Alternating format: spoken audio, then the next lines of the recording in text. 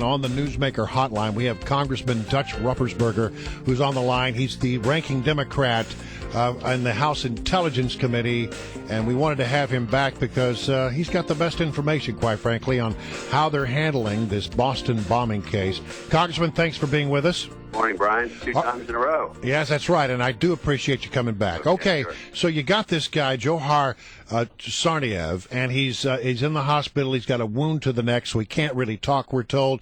But we're beginning to hear reports that he is communicating, I guess, through writing with the investigators. Can you characterize in any way what we're hearing from the guy? Basically, just what you said. There is some communication. We're not sure at this point what, as far as any briefings that I've received from the FBI.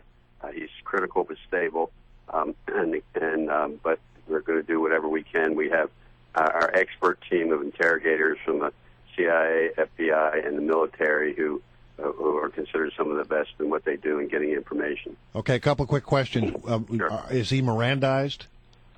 You know, that's the issue that has come up. I think a lot of people are confused what we're talking about. If you want to explain it, you have in these terrorist-type situations, you have military court, and after 9/11, a law was passed to say if, in fact, someone is connected with al-Qaeda, that you can get information. You don't have to Mirandize them, number one. And the other issue is that you can be tried in military court. Now, I think there have only been 5 trials in military court. 2 of them have been reversed, and I know one of those people who've been tried is now back in Yemen somewhere. I think there have been over 500 terrorist-type prosecutions in the United States, and almost 100% conviction rate with respect to those convictions. So what the issue is really, should he be Mirandized? He's an American citizen, or do we need to get information from him, third party, whether or not there was a third party? You have right now, even the terrorist groups in Chechnya are saying, hey, we weren't involved with him, because I don't think they want the wrath of the United States like we did. We went to Afghanistan right after 9/11. So at this point, he has not been Mirandized, but what that means is that the right to a lawyer and the right to not, if you say anything, it can be used against you. That's where the case is now. But from what I know, he has not been Mirandized yet. Congressman, thanks so much for being with us this morning. And we're hearing a lot about what the FBI may have known about the older brother as long ago as 2011, 2012, et cetera. And we're so good in this town at connecting the dots in hindsight, and we're really good at pointing fingers.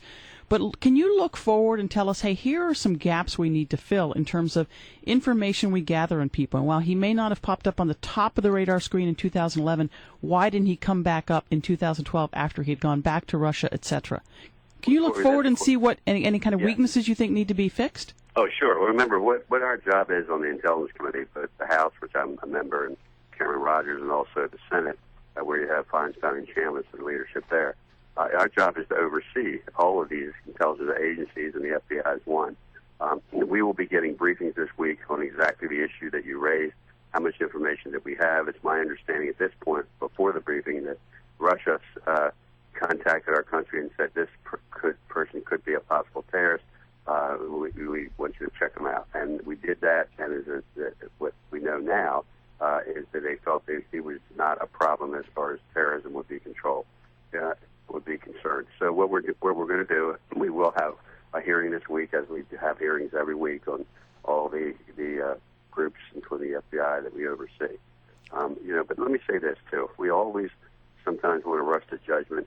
I think we've got to wait and get the facts. Absolutely. Well, sure. It's an important thing. And I want to say this about the FBI too. When I first, about 11 years ago, got on the Intelligence Committee, the FBI was not up to their game as far as terrorism and intelligence was concerned. I think the FBI right now, probably the most improved agency that I've worked with. I'm saying improved in the area of intelligence and getting information and working with our other intelligence agencies. I think they've done a tremendous job. And even in this case, as quickly as they got on this investigation and they were able to get the information and data, I would say as far as criminal investigations, the FBI are as good as anybody in the world, but that still doesn't answer the question. how much information we had.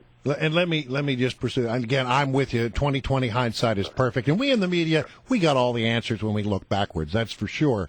But in this particular case, the Russians raised some concerns. We investigated, and we decided that there wasn't enough there. But then you read in some of the reporting that there apparently was enough in the FBI file that they denied the guy citizenship. And then the second question I have is, once the picture was made public, it was very clear they still didn't know who the picture, what the name were that belonged to the pictures. And it seems to me that if somebody had gone out and interviewed this guy, it should have been very clear that somebody should have said, "Oh, I remember this guy." How come that didn't happen in your mind? I can't tell you until we have this hearing. There's irrelevant questions that I'm sure either me or someone else will ask.